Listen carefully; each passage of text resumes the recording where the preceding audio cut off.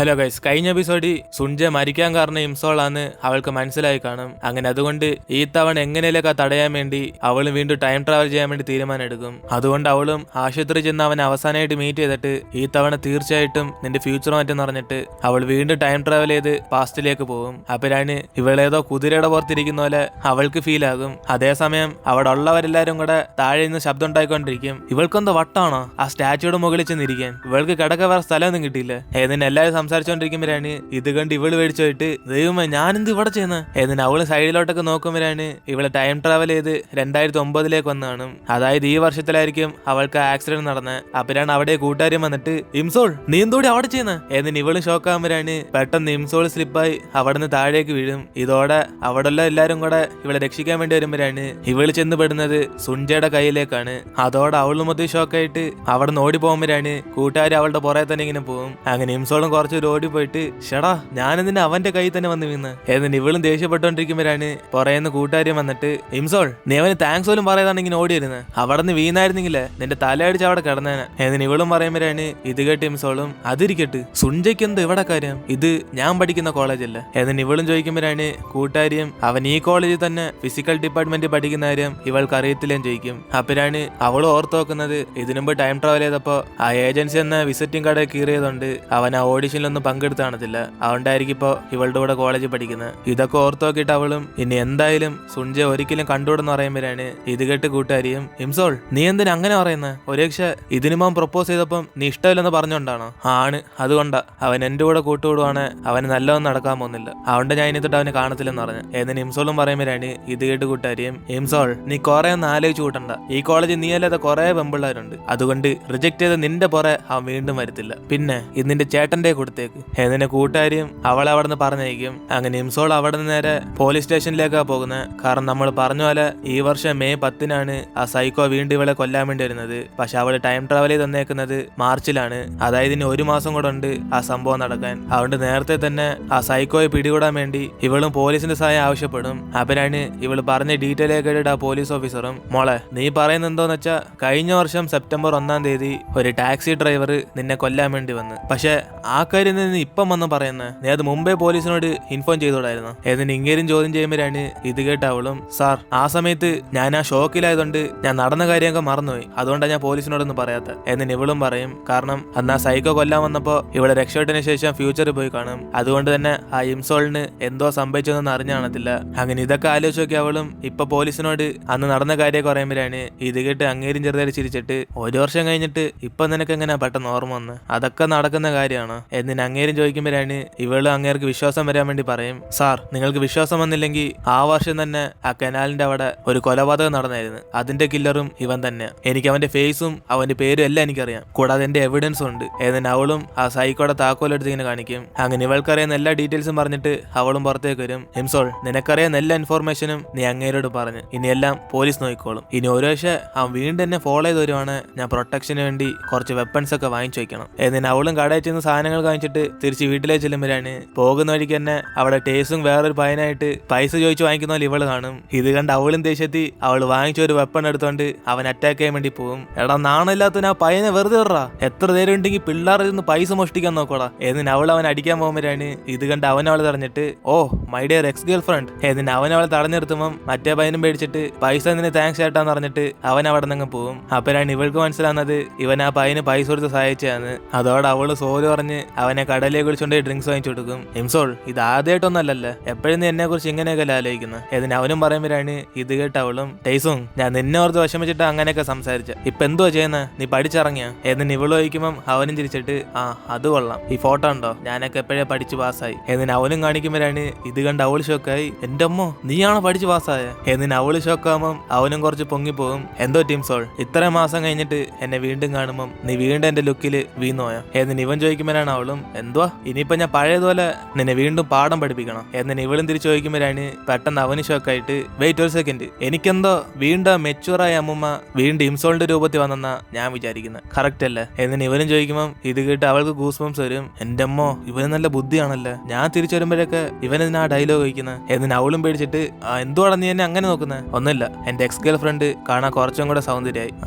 നീ ഇപ്പോഴും പഴയ സ്വഭാവം ഒന്നും കളഞ്ഞിട്ടില്ലല്ലേ, കാണുന്ന എല്ലാ പെമ്പിള്ളേരോടും ഈ ഡയലോഗ് ആയിരിക്കും നീ പറയുന്നത് പറയുന്നത്. ശരി, ഇപ്പൊ നിനക്ക് എന്തോ പരിപാടി? പഠിച്ചറിഞ്ഞ ശേഷം ചുമ്മാ ഇങ്ങനെ വെള്ളമടിച്ച് നടക്കുമായിരിക്കും ഫ്രണ്ട്സിന്റെ കൂടെ. എനിക്കറിയാം നിന്നെ കുറിച്ച്. എന്നിന് ഇവളും പറയുമ്പോഴാണ് അവൻ ഇത് കേട്ടിച്ചിരിക്കും. ഇംസോൾ, നിനക്ക് എന്നെ കണ്ടിട്ട് അങ്ങനെയൊക്കെ തോന്നുന്നു? നീ ജസ്റ്റ് ഗൂഗിളിൽ ചെന്നിട്ട് കിം ടേ സോങ്ങിന്റെ ഡ്രസ്സ് എന്ന് പറഞ്ഞ് അടിച്ചു നോക്കിയാൽ മതി, എന്റെ വെബ്സൈറ്റ് നിന്നെ കാണാൻ പറ്റും. എന്നിന് ഇവരും പറഞ്ഞോടെ അവളും മൊത്തം ഷോക്കായി പോകും. കാരണം ഇവനിപ്പോ ഒരു ബിസിനസ്മാൻ ആയി. അങ്ങനെ ചേട്ടൻ അവന്റെ വെബ്സൈറ്റ് ഒക്കെ നോക്കിയിട്ട്, ഓ അന്നേ ഞാൻ പറഞ്ഞ ഈ പയ്യന്റെ ഡ്രസ്സിംഗ് സ്റ്റൈലൊക്കെ പൊളിയാന്ന്. എന്നിന് ചേട്ടൻ അതൊക്കെ ഓർഡർ ചെയ്യാൻ വേണ്ടി നോക്കിക്കൊണ്ടിരിക്കും. അപ്പരാണ് കിം ടേ സോങ് മാസമായിട്ട് ഇപ്പൊ എനിക്ക് പോകാൻ സമയം എന്ന് പറഞ്ഞ് അവനറിയാതെ കൂട്ടുകാരി എന്നാ ഗിഫ്റ്റ് എടുത്തോണ്ട് അവിടെ നിന്ന് പോകും. അപ്പരാണ് ഇവനെ കണ്ട് അവള് സന്തോഷത്തി, ഓ എനിക്ക് ഇപ്പോഴാ സമാനായ, ഇവന്റെ ലൈഫ് അവസാനം ഒരു നല്ല ലൈഫായിട്ട് മാറി കിട്ടിയല്ലോ. എന്നിന് അവളും പറഞ്ഞുകൊണ്ടിരിക്കുമ്പോഴാണ് അതേസമയം ഇപ്പൊ സുൻജയും ഇംസോളിനെ കുറിച്ച് ആലോചിച്ചോണ്ടിരിക്കും. അവൾ എന്തിനാ ഒരു പ്രേതത്തിനെ കണ്ടുപോലെ എന്നെ കണ്ടിട്ട് അങ്ങനെ ഓടിപ്പോയ? എന്തുവാടാ സുൻജെ, നിന്നെ കണ്ടിട്ട് അവൾ ഓടിപ്പോയ വീണ്ടും? എന്നിനെ കൂട്ടുകാർ ഇത് കേട്ട് അടുത്തേക്ക് വന്നിരിക്കുമ്പോഴാണ് സുൻജ അവനോട് ചോദിക്കും, എടാ ഇൻഹ്യൂക്ക്, അവൾ എന്നെ കാണുമ്പോഴൊക്കെ എന്തിനാ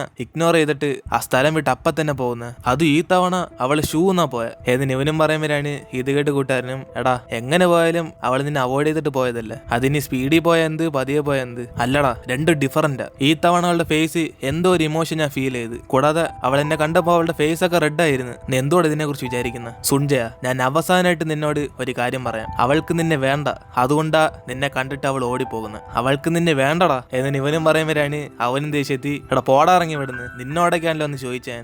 എന്തേ നല്ല കാര്യം നീ പറയുന്നു വിചാരിച്ചപ്പോ ഉള്ളത് നീ ഇല്ലാതാക്കുക. എന്നിന് അവനും സൈഡിൽ ചെന്ന് കടന്നുറങ്ങുമ്പോഴാണ് ഇത് കണ്ട് കൂട്ടുകാരനും, എടാ സുൻജയ, നിനക്ക് നാണമാനൊന്നുമില്ല, നീ എന്തിനാടാ വീണ്ടും അവളുടെ പുറത്ത് ഇങ്ങനെ പോന്നെ? എന്നിനെ കൂട്ടുകാരൻ ചോദിക്കുമ്പോഴാണ് എനിക്കൊന്നും നാണമാനില്ലെന്ന് പറഞ്ഞ് അവൻ കടന്നുറങ്ങും. അപ്പരാണ് കൂട്ടുകാരനും സുൻജയ പാട്ടൊക്കെ എഴുതി വെച്ചേക്കുന്ന അവൻ കാണുന്നത്. എടാ സുൻജയ, നീ ഇംസോളിന് ഓർത്ത് അതിന് പാട്ടൊക്കെ എഴുതി തുടങ്ങിയോടാ, ഇതിന്റെ പേരെന്തോ സഡൻ ഷവറോ? എന്നിനെ കൂട്ടുകാരൻ ചോദിക്കുമ്പോഴാണ് അവനും, എടാ ഇത് ഞാൻ മഴ ഓർത്ത് എഴുതിയതാ, ഇന്ന് നിന്റെ ശല്യം കുറച്ച് കൂടുതലാണല്ലേ, പോയി വേറെ പണിയുണ്ടോ നോക്കടാ. എന്നിന് അവനും പറഞ്ഞിട്ട് ഇരിക്കുമ്പോഴാണ് കൂട്ടുകാരനും ഇവനെ വെറുതെ വിട്ടാ പോലെ എന്ന് പറഞ്ഞ് അടുത്തേക്ക് വന്നിരിക്കും. സുൻജയ, ഞാനൊരു അഡ്വൈസ് തരട്ടെ, നീ ഇപ്പോഴും വീണ്ടും അവളെ കോളേജ് വെച്ച് കാണുന്നുണ്ട്, നിനക്ക് അവളെ മറക്കാൻ സാധിക്കത്തില്ല. അതുകൊണ്ട് നീ കോളേജൊക്കെ നിർത്തിയിട്ട് ഞങ്ങളുടെ ബാൻഡിൽ ഒന്ന് ജോയിൻ ആകും, നിന്നെ ഞങ്ങളുടെ ടീമിലെ സിംഗറാക്കി മാറ്റാം. എന്നിന് ഇവനും ചോദിക്കുമ്പം അതൊക്കെ പിന്നെ നോക്കാന്ന് പറഞ്ഞിട്ട് അവൻ അവിടെ നിന്ന് പോകും. അതിനുശേഷം അവന് വീട്ടിലേക്ക് ചെല്ലുമ്പോഴാണ് ഇംസോൾ അവനെ കണ്ടിട്ട് അവൻ കാണാതിരിക്കാൻ വേണ്ടി സൈഡിലേക്ക് ഒളിഞ്ഞിരിക്കും. കാരണം ഇവള് കാരണം അവൻ മരിക്കുന്നതെന്ന് അവൾക്കറിയാം. അതിനുശേഷം അവള് റൂമിലേക്ക് ചെന്നിട്ട് എന്ത് കാരണവശാലും സുൻജയെയും ആ സൈക്കോനെയും മീറ്റ് ചെയ്യിപ്പിക്കില്ലെന്ന് അവൾ ആലോചിച്ചോണ്ടിരിക്കുമ്പോഴാണ് അവിടേക്ക് ചേട്ടനും വന്നിട്ട്, ഇംസോൾ എനിക്കൊരു ഓട്ടോഗ്രാഫ് ഇട്ടരാ, നീ കോളേജിന്റെ അവിടെ വെച്ച് സ്റ്റാച്ചുന്റെ മുകളിൽ കയറിയതില്ല, അത് മൊത്തത്തിൽ വൈറലായി, നീ ഇപ്പൊ ഒരു സ്റ്റാറാ ഇംസോൾ. എന്നിന് ചേട്ടനും കളിയാക്കി ചിരിച്ചോണ്ടിരിക്കും. ഇത് കേട്ട് അവളും മൊത്തം നാണം കെടുമ്പോഴാണ് ചേട്ടൻ ഇതെല്ലാം കണ്ടിട്ട്, ഇംസോൾ ഇനി എങ്ങനെ നീ 4 വർഷം ആ കോളേജ് പഠിക്കാൻ പോന്നെ? ഉള്ള എല്ലാരും നിന്നെ കണ്ട് കളിയാക്കത്തില്ല. എന്നിന് അവൻ ചോദിക്കുമ്പോഴാണ് അവളും, ചേട്ടാ ആദ്യം നീ നിന്റെ പോയി പണി നോക്ക്. പിന്നെ ഞാൻ ഒരു കാര്യം ചോദിച്ചോട്ടെ, നീ ഫിസിക്കൽ ഡിപ്പാർട്ട്മെന്റിൽ എടുത്ത ഒരു PT ടീച്ചർ ആവാൻ വേണ്ടി, അപ്പൊ നീ ക്ലാസ്സിൽ പോകുമ്പോഴൊക്കെ സുൻജയെ കാണാറുണ്ടോ? അവൻ ആ ഡിപ്പാർട്ട്മെന്റിലാണ് പഠിക്കുന്നത്. ഏതിന് ഇവളും ചോദിക്കുമ്പോഴാണ് ഇത് കേട്ട് ചേട്ടൻ ദേഷ്യത്തി, എടി ഞാൻ കോളേജിൽ ചേർന്നത് 2004 ഇത്രയും വർഷം ഞാൻ ആ ക്ലാസ്സിൽ തന്നെ പഠിച്ചോണ്ടിരിക്കും നീ വിചാരിക്കുന്ന? ഞാനിപ്പോ അവിടുത്തെ സാറായി, നീ അവിടെ കണ്ടിട്ട് എന്നെ മൈൻഡ് ചെയ്യാത്ത. പിന്നെ ഇംസോൾ ഈ ഡ്രസ്സിംഗ് സ്റ്റൈലി എന്നെക്കാൻ അങ്ങനെ ഉണ്ട്. എന്നിനെ ടേസോങ്ങിന്റെ വെബ്സൈറ്റിൽ നിന്ന് ഡ്രസ്സ് വാങ്ങിച്ച് ഇവളുടെ അഭിപ്രായം ചോദിക്കുമ്പോഴാണ് അവളും കൊള്ളത്തില്ലെന്ന് അറിയും. അതോടെ ചേട്ടനും എങ്കിൽ പിന്നെ ഇതാ എന്റെ ഫേവറേറ്റ് എന്ന് പറഞ്ഞിട്ട് അവിടെ നിന്ന് കഴിഞ്ഞിട്ട് പോകും. അപ്പരാണ് ഇതെല്ലാം കണ്ട് ഇവള് ഷോക്കായിട്ട്, എന്റെ പൊന്നോ, ഇങ്ങേരെ കണ്ടിട്ട് എങ്ങനെയാണ് എന്റെ കൂട്ടുകാരുടെ ഹൃദയം ഇത്രയും വീക്കായി പോയത്? ഏതിന് അവൾ ആലോചിച്ചോണ്ടിരിക്കും. അതേസമയം ഇപ്പൊ സുൻജയെ കാണിക്കുക.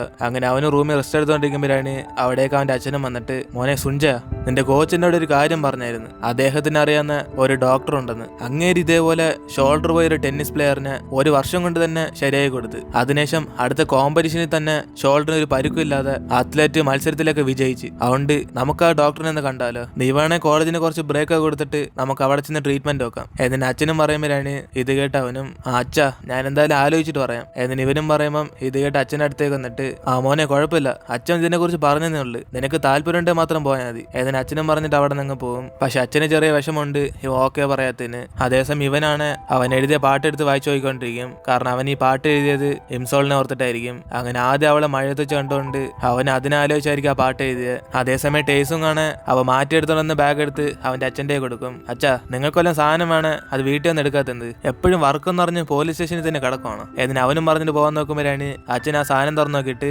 എടാ ടേസുങ്ങ്, നീ എന്തുവാണ് എന്റെ അണ്ടർവെയർ എടുത്തോണ്ട് വരാൻ പറഞ്ഞ വേറെ ഏതോ ഡ്രസ്സൊക്കെ എടുത്തോണ്ടിരുന്നത്? എന്നിന് അച്ഛനെടുത്ത് കാണിക്കുമ്പോഴാണ് ഇവന് മനസ്സിലാവുന്നത് സാധനം മാറിപ്പോയെന്ന്. അതിനുശേഷം അടുത്ത ദിവസം ഇംസോളും കടന്ന് ഉറങ്ങിക്കൊണ്ടിരിക്കുമ്പോഴാണ് അവിടെ കൂട്ടുകാർ ഓടിയെത്തും. എടി ഇംസോൾ, ഇപ്പോഴും നിനക്ക് ഉറക്കമല്ലേ, പെട്ടെന്ന് എഴുന്നേറ്റ് നിന്റെ ഡ്രസ്സൊക്കെ പാക്ക് ചെയ്യും. എന്നിന് ഇവളും പറഞ്ഞിട്ട് പോകുമ്പോഴാണ് ഇംസോൾ എഴുന്നേറ്റ് അവളുടെ മൊബൈൽ നോക്കുമ്പോൾ കിം ടേസോങ്ങിന്റെ അച്ഛനും ഇവള് റിപ്പോർട്ട് ചെയ്ത പോലെ ആ സൈക്കോ അന്വേഷിക്കാൻ തുടങ്ങിയെന്ന് പറഞ്ഞ് ഇവൾക്ക് മെസ്സേജ് ഇട്ടേക്കും. അങ്ങനെ അതോർത്ത് അവൾ ആ ആശ്വാസപ്പെട്ടിരിക്കുമ്പോഴാണ് കൂട്ടുകാർ ഇവളെ കണ്ടിട്ട് ഇംസോൾ നീ എന്തോടി ഒരുങ്ങാതെ ഇവിടെ തന്നെ ഇരുന്നോണ്ടിരിക്കുന്നത്, ഇന്ന് ഫ്രഷേഴ്സിനെ വിളിച്ചോണ്ട് ഫീൽഡ് ട്രിപ്പ് പോകുന്ന കാര്യം നീ മറന്നുപോയോ? എന്നിട്ട് അവൾ പറയുമ്പോഴാണ് ഇവൾക്ക് ആ കാര്യം തന്നെ അറിയുന്നത്. എന്തുവാ ഇന്ന് ട്രിപ്പ് ഉണ്ടോ? അതൊക്കെ ഇരിക്കട്ടെ, ഞാൻ നിന്റെ ചേട്ടന്റെ കൊടുക്കാൻ പറഞ്ഞ സാധനം എന്ത് ഇതുവരെ കൊടുത്തില്ല. എന്നിട്ട് അവൾ എടുത്ത് നോക്കുമ്പോഴാണ് അതിനകത്ത് ടേസുങ്ങിന്റെ അച്ഛന് വേണ്ടി കൊണ്ടുവന്ന അണ്ടർവെയർ ഒക്കെ ഉള്ളത്. ഇത് കണ്ട് അവളും പേടിച്ചിട്ട് ഇംസോളിന്റെ നേർക്ക് എടുത്തെറിയും. അതിനുശേഷം ഇവരൊക്കെ ട്രിപ്പിന് പോകുമ്പോഴാണ് ഇംസോള് സുൻജയെ കണ്ട് മൊത്തത്തിൽ ടെൻഷനാകും. കാരണം ഇവന്റെ കണ്ണി പെട്ടുവിടെന്ന് പറഞ്ഞിട്ട് ഇപ്പൊ അവന്റെ കൂടെ തന്നെ ഒരുമിച്ച് ട്രിപ്പിന് പോവുക. അങ്ങനെ ആ ഒരു സീനോടെ നമ്മൾ ഇന്നത്തെ എപ്പിസോഡിൽ വരുത്തിയിരുന്നു. വീഡിയോ ഇഷ്ടപ്പെട്ട വീഡിയോ ലൈക്ക് ചെയ്തിട്ട് മറക്കാൻ നിങ്ങളുടെ ഫ്രണ്ട്സിനും കൂടെ ഷെയർ ചെയ്യുക. സോ ഇനിയിപ്പോൾ നമുക്ക് അടുത്ത എപ്പിസോഡിൽ കാണാം.